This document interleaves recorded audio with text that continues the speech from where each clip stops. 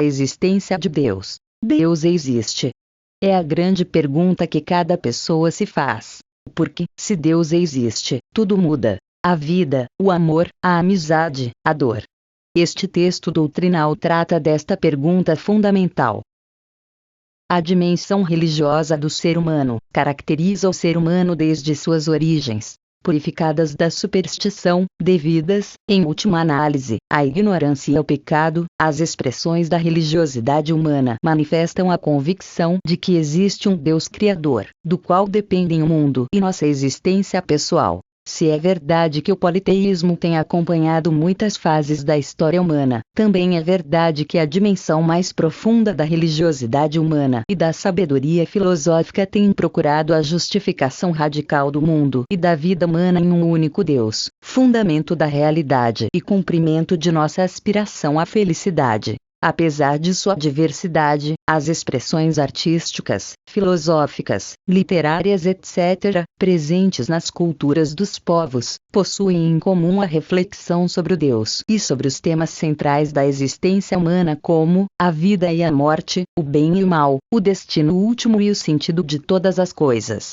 Como estas manifestações do espírito humano testemunham ao longo da história, pode-se dizer que a referência a Deus pertence à cultura humana e constitui uma dimensão essencial da sociedade e dos homens. A liberdade religiosa representa, portanto, o primeiro dos direitos, e a busca de Deus, o primeiro dos deveres. É que todos os homens, pela sua própria natureza e por obrigação moral, estão obrigados a dar sua adesão à verdade, uma vez conhecida.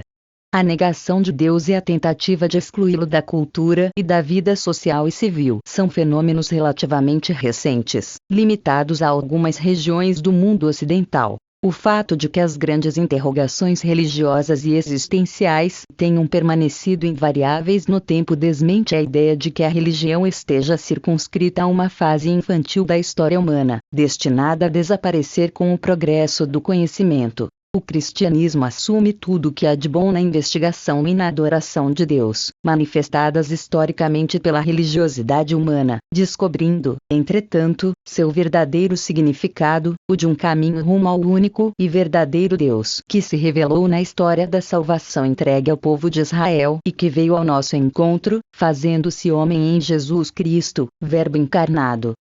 Das criaturas materiais até Deus. A inteligência humana pode conhecer a existência de Deus, aproximando-se dele por um caminho que tem como ponto de partida o mundo criado e que possui dois itinerários, as criaturas materiais e a pessoa humana. Embora este caminho tenha sido desenvolvido especialmente por autores cristãos, os itinerários que, partindo da natureza e das atividades do espírito humano levam até Deus, têm sido expostos e percorridos por muitos filósofos e pensadores de diversas épocas e culturas. As vias em direção à existência de Deus também se chamam provas, não no sentido que as ciências matemáticas e naturais dão a esse termo, mas como argumentos filosóficos convergentes e convincentes, que o indivíduo compreende com maior ou menor profundidade, dependendo de sua formação específica. Que as provas da existência de Deus não podem ser entendidas no mesmo sentido das provas utilizadas pelas ciências experimentais. Se deduz com clareza do fato de que Deus não é objeto de nosso conhecimento empírico. Cada via em direção à existência de Deus alcança somente um aspecto concreto ou dimensão da realidade absoluta de Deus, o do específico contexto filosófico no qual a via se desenvolve. Partindo do movimento e da evolução, da contingência, da ordem e da beleza do mundo, pode chegar-se a conhecer a Deus como origem e fim do universo. A riqueza e a imensidão de Deus são tais que nenhuma dessas vias, por si mesma, pode chegar a uma imagem completa e pessoal de Deus, mas apenas a alguma faceta dela como existência, inteligência, providência etc. Entre as chamadas vias cosmológicas, umas das mais conhecidas são as célebres 5 vias elaboradas por São Tomás de Aquino, que contêm em boa medida as reflexões de filósofos anteriores a ele que, para sua compreensão, é necessário ter algumas noções de metafísica. As primeiras 2 vias propõem a ideia de que as cadeias causais que são a passagem da potência ao ato, passagem da causa eficiente ao efeito, que observamos na natureza, não podem retroceder ao infinito, mas devem apoiar-se em um primeiro motor e sobre uma primeira causa. A terceira via, partindo da observação da contingência e limitação dos entes naturais, deduz que sua causa deve ser um ente incondicionado e necessário.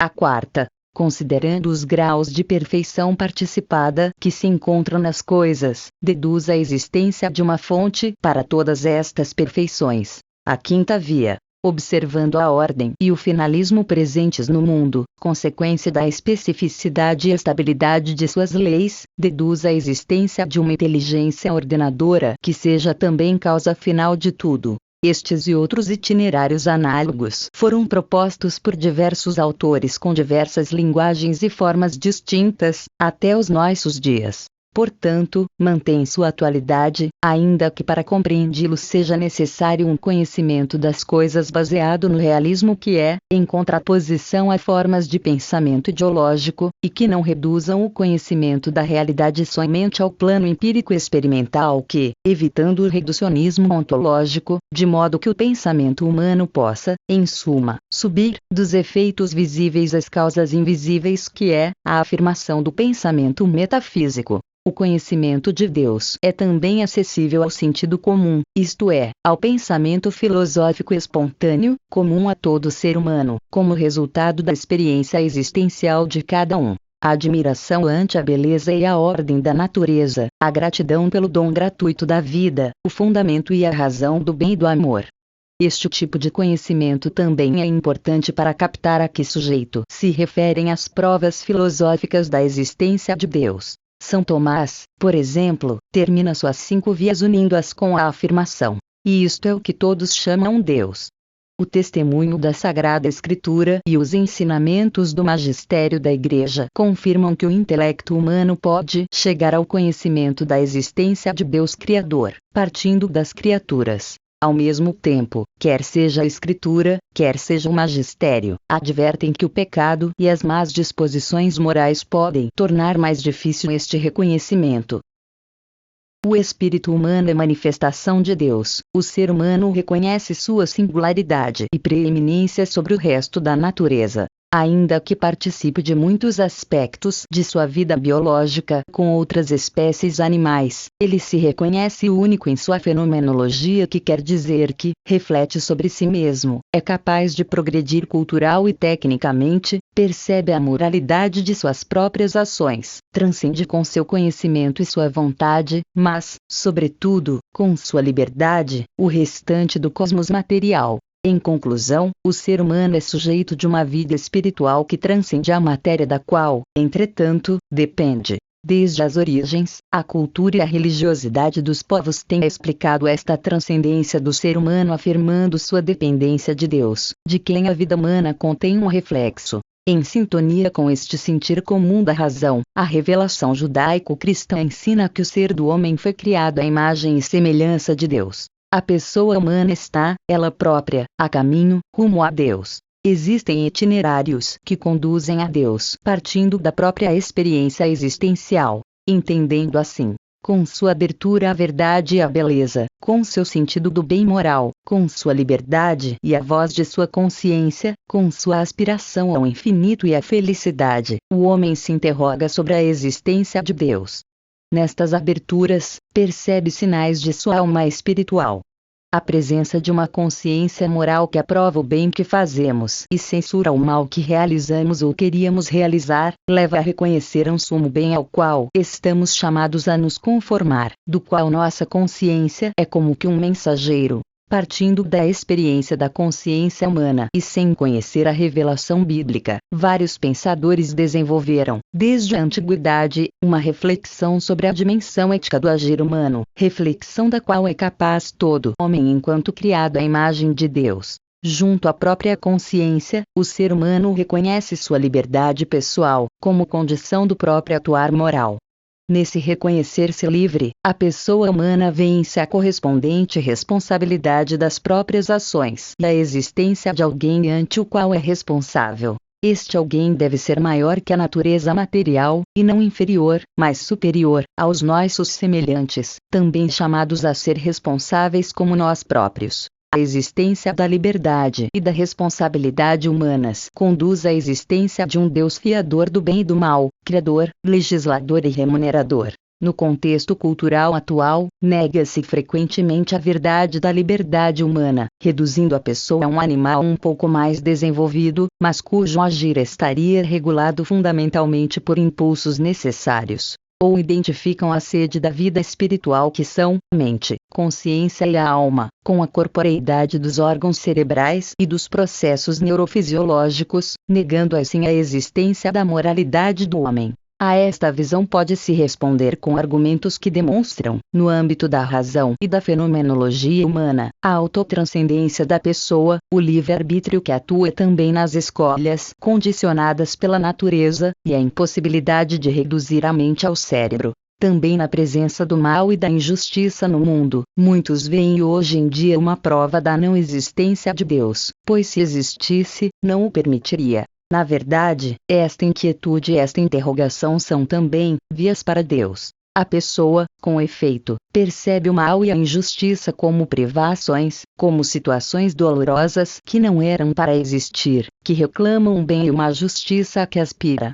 Pois se a estrutura mais íntima do nosso ser não aspirasse ao bem, não veríamos no mal um dano e uma privação. No ser humano existe um desejo natural de verdade, de bem e de felicidade, que são manifestações de nossa aspiração natural de ver a Deus. Se tal pretensão ficasse frustrada, a criatura humana seria convertida em um ser existencialmente contraditório, já que estas aspirações constituem o núcleo mais profundo da vida espiritual e da dignidade da pessoa. Sua presença no mais profundo do coração mostra a existência de um Criador que nos chama-se através da esperança nele. Se as vias cosmológicas não garantem a possibilidade de chegar a Deus enquanto ser pessoal, as vias antropológicas, que partem do homem e de seus desejos naturais, deixam entrever que o Deus do qual reconhecemos nossa dependência deve ser uma pessoa capaz de amar, um ser pessoal, diante de criaturas pessoais. A Sagrada Escritura contém ensinamentos explícitos sobre a existência de uma lei moral inscrita por Deus no coração do homem.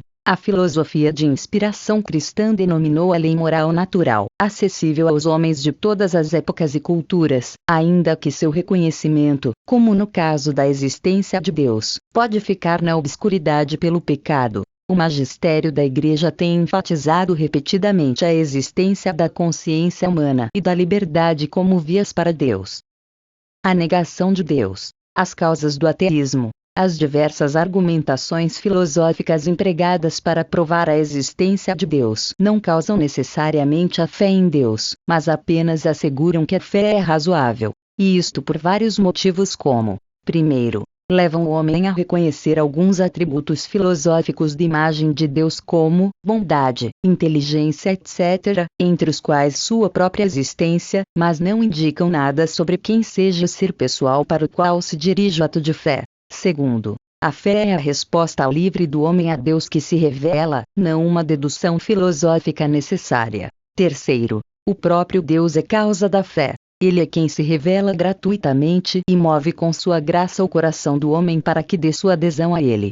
Quarto, deve-se considerar a obscuridade e a incerteza com a qual o pecado fere a razão do homem, obstaculizando tanto o reconhecimento da existência de Deus como a resposta de fé à sua palavra. Por estes motivos, particularmente o último, sempre é possível a negação de Deus por parte do homem. O ateísmo possui uma manifestação teórica que é a tentativa de negar positivamente a Deus, por via racional, e uma prática que é negar a Deus com o próprio comportamento, vivendo como se não existisse. Uma profissão de ateísmo positivo como consequência de uma análise racional de tipo científico, empírico, é contraditória, porque, como já se disse, Deus não é objeto de saber científico experimental. Uma negação positiva de Deus a partir da racionalidade filosófica é possível por parte de visões específicas a priorísticas da realidade, de caráter quase sempre ideológico, principalmente o materialismo.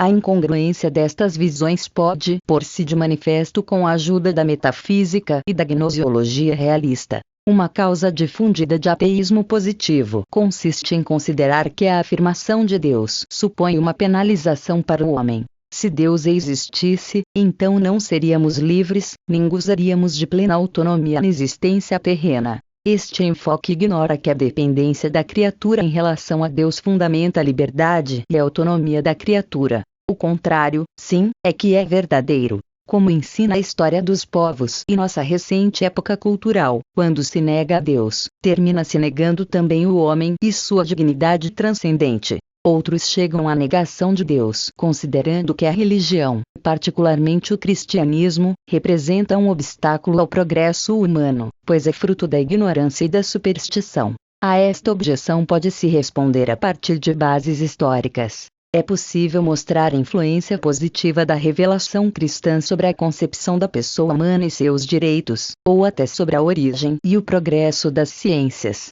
Por parte da Igreja Católica, a ignorância foi sempre considerada, e com razão, um obstáculo no caminho da verdadeira fé. Em geral, aqueles que negam a Deus para afirmar o aperfeiçoamento e o avanço do homem, fazem-no para defender uma visão imanente do progresso histórico, que tem como fim a utopia política ou um bem-estar puramente material, que são incapazes de satisfazer plenamente as expectativas do coração humano. Entre as causas do ateísmo, especialmente do ateísmo prático, deve incluir-se também o mau exemplo dos crentes, na medida em que, com o descuido da educação religiosa, ou com a exposição inadequada da doutrina, ou inclusive com os defeitos de sua vida religiosa, moral e social, velaram, em vez de revelar o genuíno rosto de Deus e da religião. De modo positivo, a partir do Concílio Vaticano II, a Igreja sempre apontou o testemunho dos cristãos como o principal fator para realizar uma necessária nova evangelização.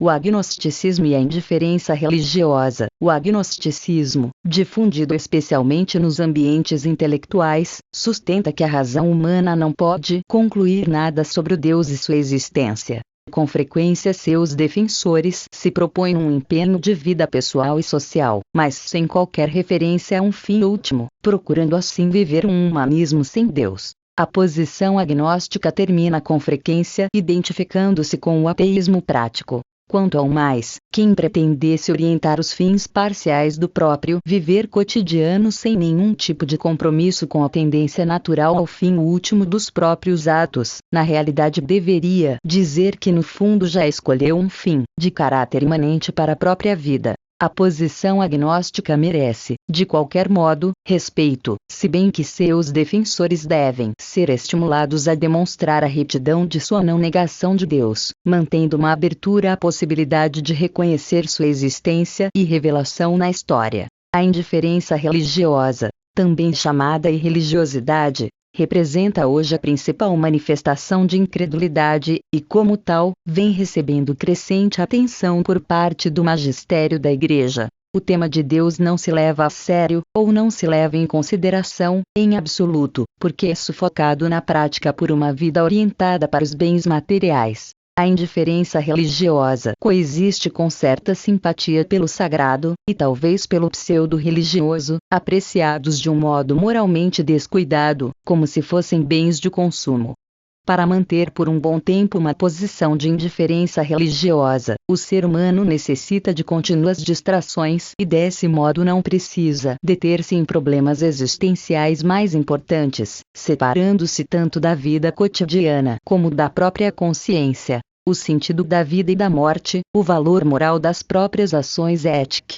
Mas, como na vida de uma pessoa há sempre acontecimentos que fazem a diferença, que é o apaixonar-se, paternidade e maternidade, mortes prematuras, dores e alegrias etc., a posição de indiferentismo religioso não pode ser mantida ao longo de toda a vida, porque sobre o Deus não se pode evitar o interrogar-se, ao menos alguma vez na vida. A partir de tais acontecimentos existencialmente significativos, é preciso ajudar o indiferente a abrir-se com seriedade para a busca e afirmação de Deus. O pluralismo religioso. Há um único e verdadeiro Deus, que se revelou em Jesus Cristo à religiosidade humana. que quando é autêntica, é caminho em direção ao reconhecimento do único Deus. Tem se expressado e se manifesta na história e na cultura dos povos, em formas diversas e às vezes também no culto a diferentes imagens ou ideias da divindade. As religiões da Terra que manifestam a busca sincera de Deus e respeitam a dignidade transcendente do homem devem ser respeitadas. A Igreja Católica considera que nelas está presente uma faísca, quase uma participação da verdade divina. Ao se aproximar das diversas religiões da Terra, a razão humana sugere um oportuno discernimento. Reconhecer a presença de superstição e de ignorância, de formas de irracionalidade, de práticas que não estão de acordo com a dignidade e a liberdade da pessoa humana. O diálogo interreligioso não se opõe à missão e à evangelização. Mais ainda, respeitando a liberdade de cada um, a finalidade do diálogo há de ser sempre o anúncio de Cristo. As sementes de verdade que as religiões não cristãs podem conter, são, de fato, sementes da única verdade que é Cristo.